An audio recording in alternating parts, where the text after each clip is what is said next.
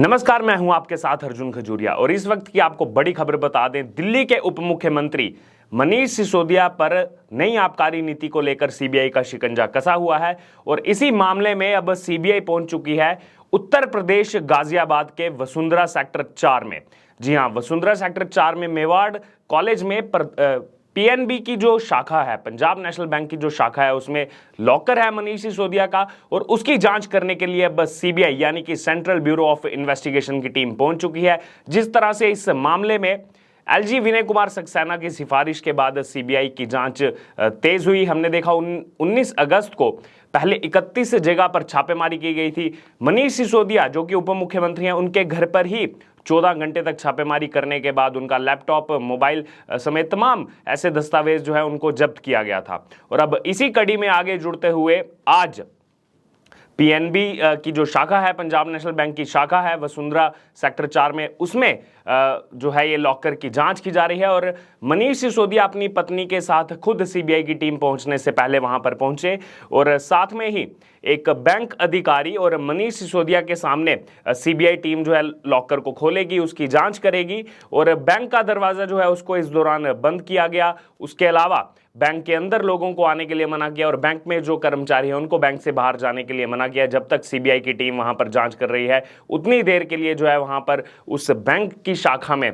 किसी के भी आने के लिए मनाही है। तो यहां पर आम आदमी पार्टी के लिए एक और बड़ा झटका है, जिस तरह से सीबीआई ने इस इंक्वायरी में, इस जांच में अब तेजी पकड़ ली है। और साथ में ही काफी दिनों से ये बातें उठ रही थी कि क्या सीबीआई को उस जांच में कुछ मिला या नहीं। हालांकि अभी इस मामले में क्योंकि इंक्वायरी चल रही है, इसलिए कुछ ज्यादातर फाइंडिंग्स नहीं आई हैं, लेकिन सीबीआई के सूत्रों की माने तो उनका यह कहना था कि आबकारी जो विभाग है उसमें गलत तरीके से फर्जी पैमाने पर बड़ी जो है एंट्री दर्ज की गई है। और क्योंकि खुद मनीष सिसोदिया इस आबकारी विभाग का मंत्रालय देखते हैं, खुद ये जो आबकारी विभाग है वो मनीष सिसोदिया के अधीन आता है, इसीलिए इस समय मनीष सिसोदिया का नाम जो है वो जो एफआईआर दर्ज हुई थी जिसमें कई आरोपी बनाए गए थे, उसमें मनीष सिसोदिया का नाम पहले नंबर पर था।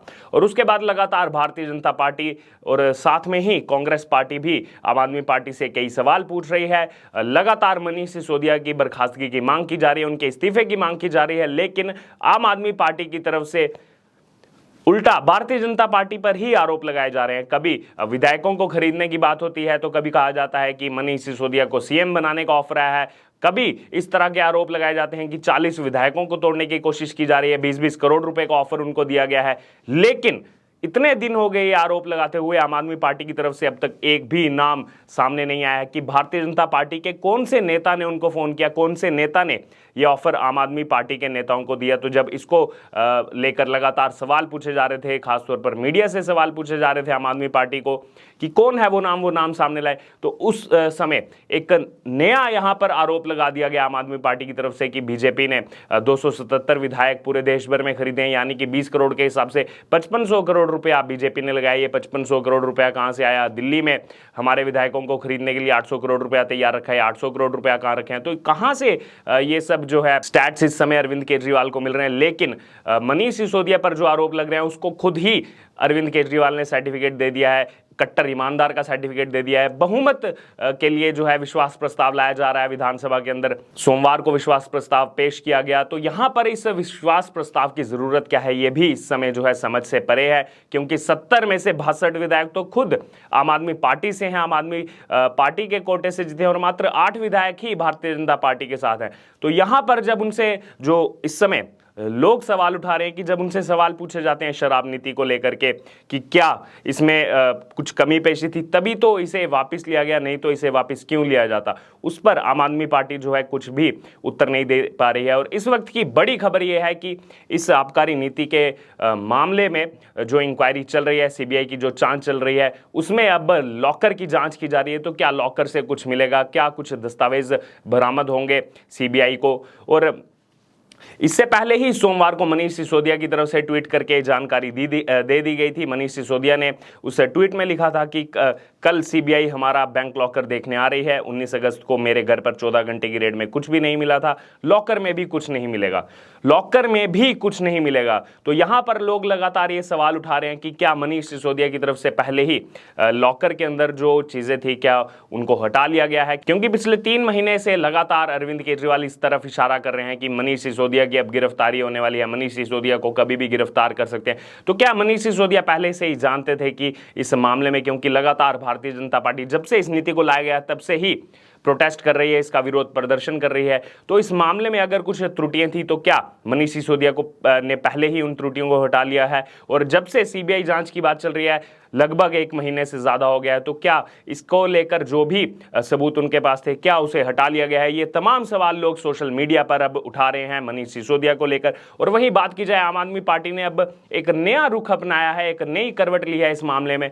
दिल्ली के उपराज्यपाल विनय कुमार सक्सेना पर आरोप लगाए जा रहे हैं। आम आदमी पार्टी की तरफ से आरोप लगाया गया है कि उन्होंने 1400 करोड़ रुपए का घोटाला किया है, और आम आदमी पार्टी ये मांग कर रही है कि इसमें जो है सीबीआई और ईडी की जांच होनी चाहिए उस 1400 करोड़ रुपए के घोटाले में। इसको लेकर सोमवार देर रात विधान सभा में आम आदमी पार्टी के जो विधायक हैं उनकी तरफ से प्रदर्शन भी किया गया, और इसी दौरान आम आदमी पार्टी की एक मांग उठी और उन्होंने कहा कि जब तक सीबीआई और ईडी इस मामले में जांच करे तब तक एलजी अपना पद छोड़ दे।